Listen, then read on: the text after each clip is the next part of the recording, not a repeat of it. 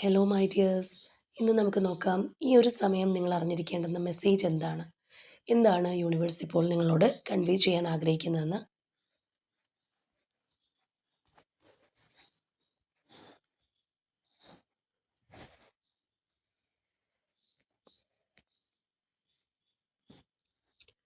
Burden, new vision and one more innocence. അപ്പോൾ ഈ എനർജീസാണ് നമുക്കിവിടെ യൂണിവേഴ്സ് കാണിച്ചു തന്നിട്ടുള്ളത്. അപ്പോൾ ഇവിടെ നമ്മൾ നോക്കുകയാണെന്നുണ്ടെങ്കിൽ ഈ ഒരു ഫസ്റ്റ് എനർജിയിൽ തന്നെ കാണാം ആ ഒരു ബേർഡൻ എനർജിയാണ്. അതായത് നിങ്ങളിൽ പലരും നിങ്ങളുടേതല്ലാത്ത ഭാരം ചുമന്ന് പോകുന്ന ഒരവസ്ഥയാണ്. ദാറ്റ് മീൻസ് മറ്റാർക്കെങ്കിലും വേണ്ടി ജീവിക്കുന്ന ആൾക്കാരുണ്ടാവാം. സ്വന്തം ജീവിതം മറന്ന് മറ്റുള്ളവർക്ക് വേണ്ടി ജീവിക്കുക, മറ്റുള്ളവരുടെ ആഗ്രഹത്തിന് വേണ്ടി ജീവിക്കുക, അല്ലാന്നുണ്ടെങ്കിൽ മറ്റുള്ളവരെക്കുറിച്ചുള്ള ചിന്തകൾ കൊണ്ട് മുഴുകി ജീവിക്കുന്നൊരവസ്ഥ. എന്നാൽ സ്വന്തം കാര്യത്തിന് സമയമുണ്ടോ, സ്വന്തം കാര്യം വേണ്ടത്ര ശ്രദ്ധിക്കുന്നുണ്ടോ എന്ന് ചോദിച്ചാൽ ഇല്ല. അപ്പം അങ്ങനെയുള്ളവരോട് യൂണിവേഴ്സ് പറയുന്നത് നിങ്ങൾ നിങ്ങളുടേതല്ലാത്ത ആ ഒരു ഭാരം ചുമന്ന് പോവാതിരിക്കുക എന്നുള്ളതാണ്.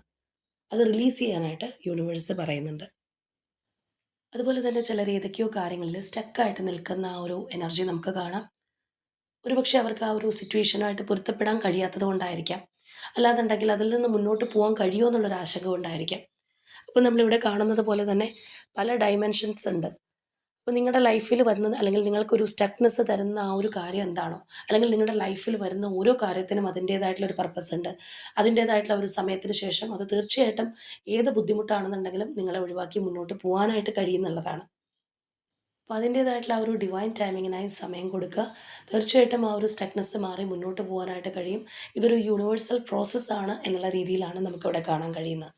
ഇനി ഇതുപോലെ ഫൈനലി നമ്മളിവിടെ നോക്കുകയാണെന്നുണ്ടെങ്കിൽ നമുക്ക് ഈ ഒരു പ്രേയിങ് മാൻറ്റിസ് എനർജി, അതായത് ആ ഒരു പച്ചക്കുതിരയെ കാണാം.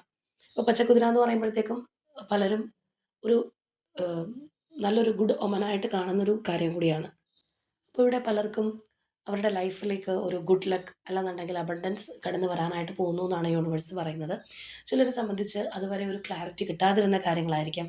അവരുടെ ലൈഫിൽ വളരെയധികം ഇരുളടഞ്ഞ് നിൽക്കുന്ന ഏതെങ്കിലും സിറ്റുവേഷനൊക്കെ ഉണ്ടെന്നുണ്ടെങ്കിൽ അവിടെ ആ ഒരു ബ്രൈറ്റ്നസ് കടന്നു വരാനായിട്ട് പോകുന്നുണ്ട്. അപ്പോൾ ആ ഒരു എനർജി പോലെ തന്നെ വളരെ ഒരു ഗുഡ് ലക്കാണ് നിങ്ങളിലേക്ക് കടന്നു വരാനായിട്ട് പോകുന്നത്. അപ്പോൾ തീർച്ചയായിട്ടും നിങ്ങളുടെ ലൈഫിലെ പ്രതിസന്ധികൾ നീങ്ങി നല്ല രീതിയിൽ മുന്നോട്ട് പോകാനായി ക്ലെയിം ചെയ്യാം. തീർച്ചയായിട്ടും നിങ്ങൾക്ക് കിട്ടുന്ന ഓരോ ചെറിയ കാര്യത്തിനും യൂണിവേഴ്സിനോട് ഗ്രാറ്റിറ്റ്യൂഡ് അറിയിക്കുക.